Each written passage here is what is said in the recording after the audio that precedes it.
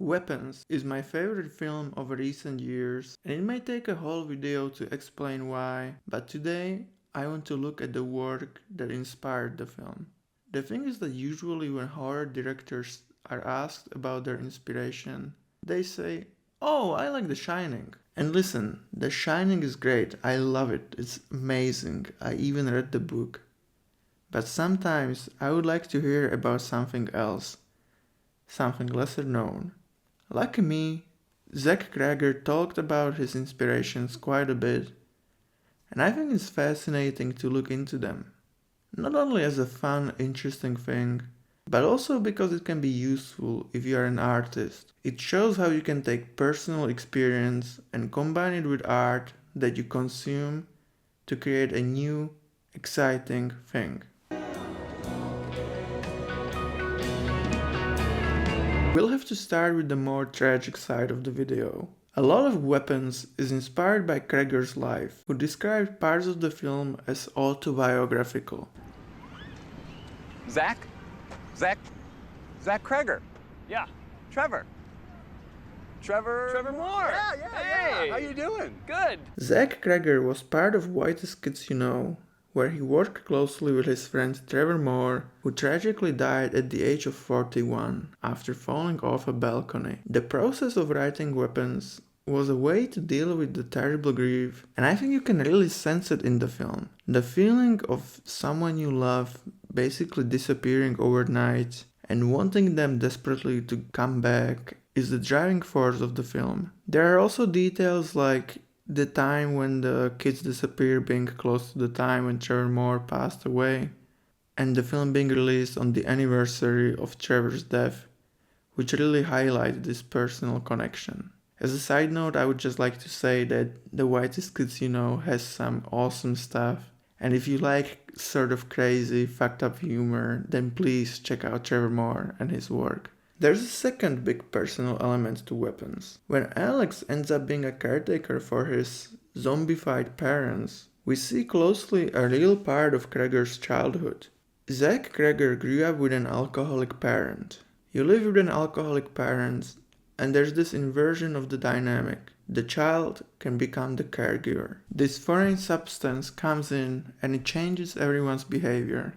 The house becomes a scary place. You can go to school and act like everything's cool, and then you come home and you hide from a zombie parent. That felt so real to me. Chances are that when you watch the film you felt really bad for Alex, and I think the personal connection makes it more authentic and obviously even more sadder knowing that this comes from a personal experience. And I'm not saying you have to go through something painful to create really good art, but I think you can take experiences that are extremely personal, and when you craft a story out of them, you can really sense the authenticity. Okay, so that was the personal part of the video. Now let's look at some of the art that inspired the film. One film that is almost casting a shadow over Weapons is Prisoners. It's also a story about missing children and different characters struggling to cooperate in their attempts to save them. The film was also shot in the same general area as Prisoners, which was a wonderful surprise. Scouting for locations was being done in Atlanta, and Cregger was like, "Damn, I wish we could film in Pennsylvania just like Prisoners," because they really loved the film. And then it turns out Prisoners was actually shot in Atlanta as well, which made Cregger very happy. The obvious comparison to Weapons is of course Magnolia.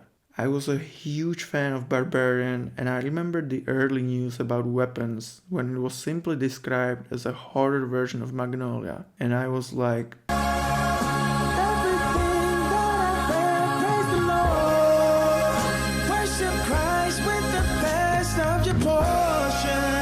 Magnolia also follows a whole cast of characters it switches between, so I guess any film that does that will be compared to Magnolia, but I think there's also a deeper connection. While all of them are connected by the search of the lost children, they are also connected by a sense of sadness, especially Alden Ehrenreich's character, who is a man stuck in his life because of addiction problems in his past. Speaking of him, he's also visually inspired by the cop from Magnolia.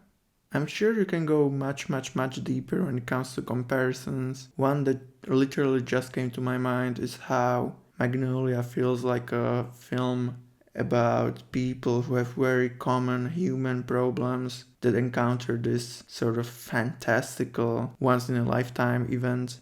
But again, you could really dig in there. Another fantastic film Weapons was inspired by is Picnic at Hanging Rock. The film is also about the disappearance of children, but there's a more interesting similarity, which is its atmosphere. I actually remember watching Picnic at Hanging Rock years ago, and I fell asleep as I was watching it, which wasn't the movie's fault, I just happened to be tired. But when I woke up, I was like, wait, was that real or was I just dreaming? And the reason I couldn't really tell is that the film feels like a dream.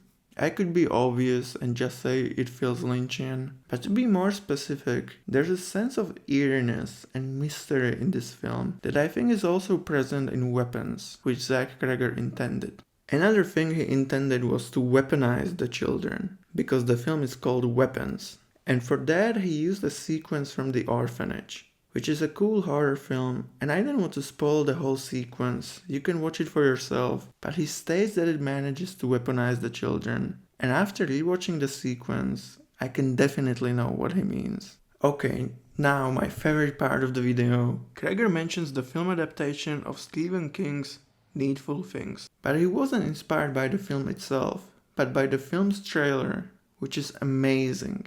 Also, the comparison is really obvious. It's an old evil person showing up to an American town and fucking shit up. There's an awesome chaotic energy to this trailer that you feel in Weapons, especially by its end. And I have no idea if the film itself is anywhere as good as this trailer, because the expectations it sets are insanely high. And if you don't believe me, please go watch this. How's it going? I killed my wife. Is that wrong? Hey, these things happen.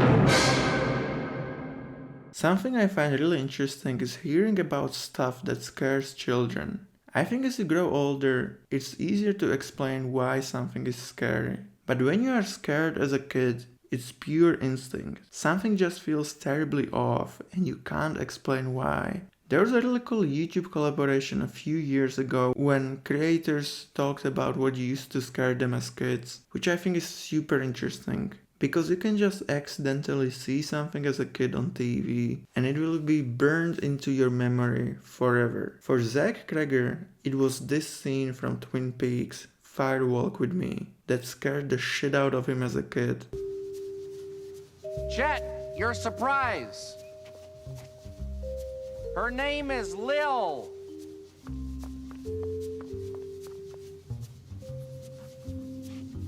She's my mother's sister's girl. Federal. And that also partially inspired the look of Gladys. Again, I find this super interesting because it's not really that scary if you're an adult, but can be the scariest fucking thing you have ever seen as a kid. You could explain that it's because the visual is so alien to its environment that it just feels off. But I don't think you can explain that as a kid. It just feels fucking strange. As we are coming to the end of the video, let's talk about the beginning. The opening narration, which was also present in the trailer. This is a true story. It happened right here in my town 2 years ago. A lot of people die in a lot of really weird ways in this story. It's slightly inspired by the opening of Streetwise. I love to fly. It's just you're alone, you've peace and quiet, nothing around you but clear blue sky. No one to hassle you, no one to tell you where to go or what to do. The only bad part about flying is having to come back down to the fucking world.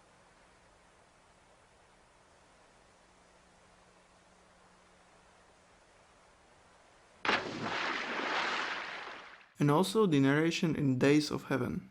In fact, all three of us been going places. Looking for things, searching for things. going on adventures. One thing that they teach you in film school is that you shouldn't rely on narration because it's lazy. And then you see some of the arguably best films of all time using narration to their benefit. Finally, I already mentioned Lynch, but Cregger really recommends reading his book Catching the Big Fish, which I also read and found to be wonderful. It basically creates the idea that through deep meditation you can become an antenna for ideas. Also, he gives a shout out to the Coen brothers and says that Fargo is maybe his all-time favorite film, which, you know, they are the GOATs. I think it's really cool to look into the inspirations behind weapons, because it shows you can take something deeply personal and incredibly painful and use that pain to create a beautiful piece of art, as well as combining dozens and dozens of ideas you collected into your memory throughout your life. It may seem crazy, but you cannot deny the success of weapons. And after all, it is said that there are no new ideas, only combinations of old ideas that create something new.